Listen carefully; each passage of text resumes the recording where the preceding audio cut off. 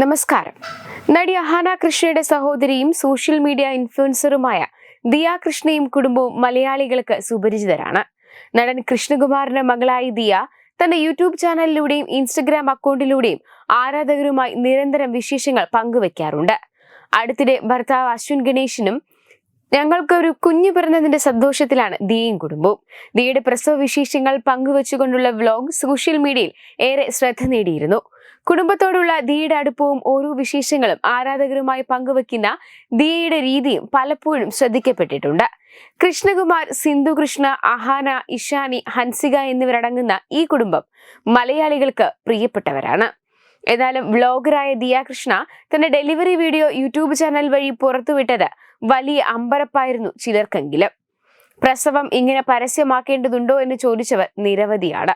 അതേസമയം ഭർത്താവും കുടുംബവും അടക്കം ഒപ്പം നിന്നുകൊണ്ടുള്ള ഡെലിവറിയുടെ ആവശ്യകതയെക്കുറിച്ച് ബോധ്യപ്പെടുത്താൻ സഹായിച്ചുവെന്ന് ചൂണ്ടിക്കാട്ടി ദിയയെ അഭിനന്ദിച്ചവരും ഒട്ടനവധിയാണ്.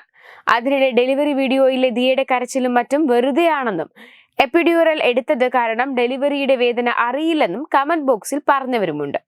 ഡെലിവറി സമയത്തെ വേദന കുറയ്ക്കാൻ വേണ്ടിയുള്ള കുത്തിവയ്പ്പാണ് എപ്പിഡ്യൂറൽ. തന്റെ അനുഭവം എന്താണെന്ന് OC ടോക്സ് എന്ന യൂട്യൂബ് ചാനലിൽ പങ്കുവച്ച Q&A വീഡിയോയിൽ ദിയ കൃഷ്ണ തുറന്നു പറയുന്നു.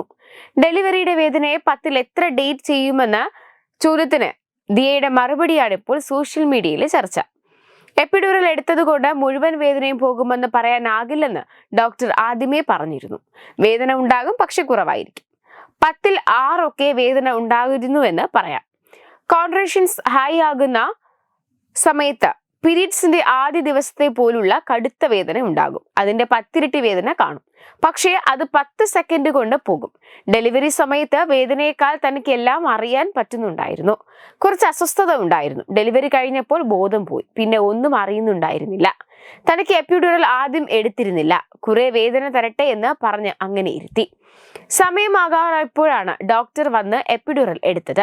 അതിനു മുൻപ് പരലോകമായിരുന്നു. ഇതൊക്കെയാണ് ദിയ കൃഷ്ണ ഇപ്പോൾ പറയുന്നത്. ഇതോടെ ദിയയുടെ എപ്പിഡ്യൂറലുമായി ബന്ധപ്പെട്ട് നടന്ന ചർച്ചകൾക്ക് ഒരു അവസാനമായി.